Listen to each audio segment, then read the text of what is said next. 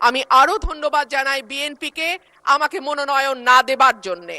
আমাকে মনোনয়ন না দেওয়ার কারণেই আমি বুঝতে পেরেছি বাংলাদেশের টেকনাফ থেকে তেঁতুলিয়া কত লক্ষ মানুষের ভালোবাসা, দোয়া, সহযোগিতা আমার পাশে ছিল। একটা দলীয় গণ্ডির মধ্যে থেকে নির্বাচন করলে এটা বুঝবার সৌভাগ্য আমার হতো না। দক্ষিণ এশিয়ার দেশগুলোর দিকে তাকালে দেখা যায় কেন্দ্রীয় ব্যাংকে প্রিন্সটন বা ক্যালিফোর্নিয়া থেকে পিএইচডি করা উচ্চ ডিগ্রিধারী মানুষজন, অভিজ্ঞতা সম্পন্ন লোকজন নিয়োগ পেয়েছেন। অন্যদিকে বাংলাদেশে নতুন সরকার গঠনের পর যিনি নিয়োগ পেয়েছেন তিনি হলেন বিএনপির নির্বাচন পরিচালনা কমিটির সদস্য এবং একজন সোয়েটার ফ্যাক্টরির এমডি। মাননীয় স্পিকার, একই ঘটনা আমরা বিশ্ববিদ্যালয়ের উপাচার্য নিয়োগের ক্ষেত্রেও দেখেছি। সবগুলো বিশ্ববিদ্যালয়ে দলীয় ভিসি, প্রভিসি নিয়োগ দেওয়া হয়েছে। দল করা দূষণীয় কিছু নয়, কিন্তু দল না করলে যদি নিয়োগ না হয় সেটা দুর্ভাগ্যজনক। মাননীয় স্পিকার, আমি গভীর শ্রদ্ধার সঙ্গে স্মরণ করি দেশনেত্রী, তিনবারের সাবেক প্রধানমন্ত্রী বেগম খালেদা জিয়াকে, যিনি আমাকে স্নেহ দিয়ে রাজনীতিতে এনেছিলেন এবং আমি বিশ্বাস করি তার অপূর্ণতা এই সংসদে কোনো দিন পূরণ হবে না।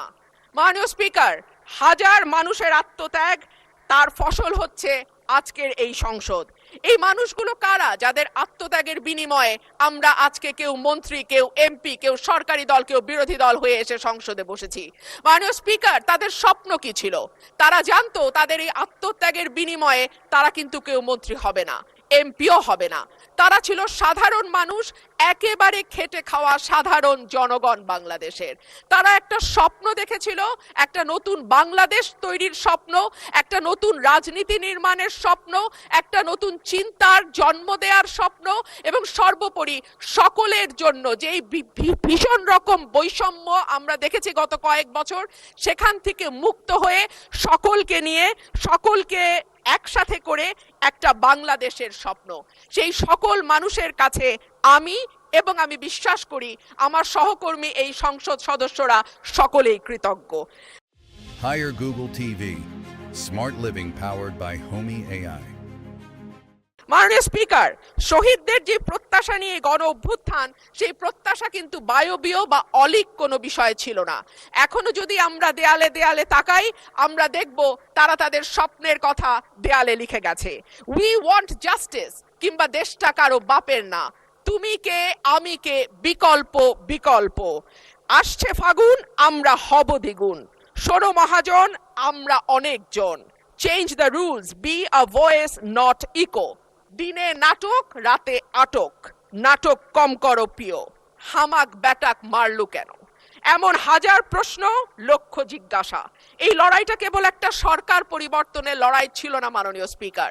যেই কথাটি আমি বলেছি, একটা স্বপ্ন, একটা নতুন বাংলাদেশ, সকলকে নিয়ে সকলের বাংলাদেশ গঠন করবার একটা স্বপ্ন নিয়ে এই গণ অভ্যুত্থান হয়েছিল। মাননীয় স্পিকার, আমরা স্বপ্ন দেখেছিলাম ধর্ম, বর্ণ, জাতিগোষ্ঠী বা লৈঙ্গিক পরিচয়ের ভিত্তিতে কাউকে অপর বা আদার করে দেয়া হবে না। মাননীয় স্পিকার, আমি খুব বিনয়ের সাথে বলি, এই আন্দোলনের সম্মুখ সারিতে ছিলেন নারীরা। এক ঝাঁক নতুন প্রজন্মের তরুণ মুখ আমরা পেয়েছিলাম। সেই নারীরা এক বছর পার না হতেই হারিয়ে গেলেন কেন? 7 জন নারী সাংসদের এই সংসদে, সেই প্রশ্নটা আমি আপনাদের কাছে রেখে যাচ্ছি। মিছিলের সামনের সারিতে নারীর প্রয়োজন হয়, পুলিশের টিয়ার শেল, লাঠিচার্জের সামনে নারী ঢাল হয়ে দাঁড়ায়। অস্থির সময় নারীর সাহায্য ছাড়া পার হওয়া যায় না। আর সবকিছু যখন ঠিক হয় তখন নারী হয়ে যায় ট্রোলের বস্তু।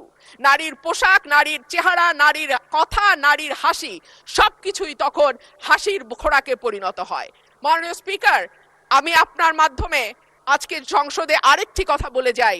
52% মানুষকে পেছনে ফেলে নতুন বাংলাদেশ রচনার কোনো চিন্তা যদি কেউ করে থাকে, সেটা কখনো সম্ভব না, কোনো দিন সম্ভব না। মাননীয় স্পিকার, রাষ্ট্রপতি ভাষণের 5 নম্বর প্যারায় বলা হয়েছে, বিবিএস এর চূড়ান্ত হিসাব অনুযায়ী জিডিপি প্রবৃদ্ধির হার 3.49%। প্রবৃদ্ধি হচ্ছে, উৎপাদন বাড়ছে, কিন্তু সেই অনুপাতে কর্মসংস্থান সৃষ্টি হচ্ছে না, বরং উৎপাদন ও সেবা খাতগুলোকে অর্থনীতির মূল চালিকা শক্তি হিসেবে ধরা হয়। সেই দুই খাতেই কর্মসংস্থান চলছে। একে চাকরিবিহীন প্রবৃদ্ধি বলে, যা দীর্ঘমেয়াদে অর্থনীতির স্থিতিশীলতা, অন্তর্ভুক্তিমূলক প্রবৃদ্ধির জন্য একটি বড় ঝুঁকি। দেশে শিক্ষিত বেকারের সংখ্যা বাড়ছে, অন্যদিকে দক্ষতার অভাব এবং ভাষাগত দুর্বলতার কারণে বড় বড় প্রতিষ্ঠানগুলো বাধ্য হচ্ছে অন্য লোক নিয়োগ দিতে। অর্থাৎ কর্মমুখী শিক্ষা দিয়ে চাকরির জন্য প্রস্তুত করতে আমরা ব্যর্থ হচ্ছি। মাধ্যমিকের নিচে শিক্ষাগত যোগ্যতা থাকা ব্যক্তিদের বেকারত্বের হার যেখানে 3.01%, সেখানে উচ্চ ডিগ্রিধারীদের ক্ষেত্রে এটি 8.7%। ভাষণের 6 নম্বর প্যারায় মূল্যস্ফীতির কথা বলা আছে। বিবিএস এর সর্বশেষ হিসাব অনুযায়ী চলতি বছরের ফেব্রুয়ারি মাসে দেশের খাদ্য মূল্যস্ফীতি দাঁড়িয়েছে 9.30%, যা গত 13 মাসের মধ্যে সর্বোচ্চ। উচ্চ খাদ্য মূল্যস্ফীতির কারণে বিশ্ব ব্যাংকের ঝুঁকিপূর্ণ দেশগুলোর লাল তালিকায় অলরেডি বাংলাদেশের নাম গেছে। এর সরাসরি প্রভাব পড়ে নিম্নবিত্ত এবং মধ্যবিত্ত মানুষের ওপর, যাদের মোট আয়ের 2/3 থেকে অর্ধেক পর্যন্ত খাবার কিনতেই চলে যায়। ক্রমাগত মূল্যস্ফীতি দারিদ্র্য বাড়ায়, পুষ্টিহীনতা তৈরি করে এবং আগামী প্রজন্মের মেধা বিকাশে সরাসরি প্রভাব রাখে। মাননীয় স্পিকার, প্যারা 7-এ রাষ্ট্রপতি 19 ফেব্রুয়ারি পর্যন্ত বৈদেশিক মুদ্রার যে রিজার্ভ, সেটা দাঁড়িয়েছে $34.78 বিলিয়ন বলে ঘোষণা করেছেন। এই বৈদেশিক মুদ্রা আয়ের প্রধান খাত হলো পোশাক রপ্তানি। এরপর আছে প্রায় 1 কোটি প্রবাসীর পাঠানো রেমিটেন্স, বৈদেশিক ঋণ, ফরেন ডিরেক্ট ইনভেস্টমেন্ট বা FDI, বৈদেশিক অনুদান ইত্যাদি। একক শিল্প হিসেবে তৈরি পোশাক খাতের উপর অতিরিক্ত নির্ভরতা, বৈদেশিক ঋণ বেড়ে $113.51 বিলিয়ন হওয়া, FDI এর ক্রমাবনমন ইত্যাদিকে মোকাবেলা করতে হলে রফতানি পণ্যের বহুমুখীকরণ, বিনিয়োগ বান্ধব পরিবেশ তৈরি, বিদেশে দক্ষ শ্রমশক্তি প্রেরণের কোনো বিকল্প নাই। সম্প্রতি সিপিডির সম্মানীয় ফেলো প্রফেসর মোস্তাফিজুর রহমান বলেন, ভবিষ্যতে ঋণ পরিশোধের চাপ আরো বাড়বে, তাই এখন থেকেই আয় বাড়ানোর দিকে নজর দিতে হবে। রপ্তানি ও প্রবাসী আয়ের প্রবাহ শক্ত না হলে এই চাপ সামাল দেয়া সত্যিই কঠিন। পাশাপাশি হুন্ডি ও অর্থ পাচার বন্ধে কঠোর ব্যবস্থা নেওয়ার কথা বলা হয়েছে। গত 15 বছরে দেশ থেকে যে বিপুল পরিমাণ টাকা পাচার হয়েছে, যার পরিমাণ কেন্দ্রীয় ব্যাংকের হিসাব মতে $23,400 কোটি, সেটি ফেরত আনা না গেলে কিংবা ব্যাংক খাতে থাকা 6 লক্ষ কোটি টাকার খেলাপি ঋণের পরিমাণ কমিয়ে আনা না গেলে অর্থনীতির পুনরুদ্ধারের কোনো পরিকল্পনাই কাজে আসবে না।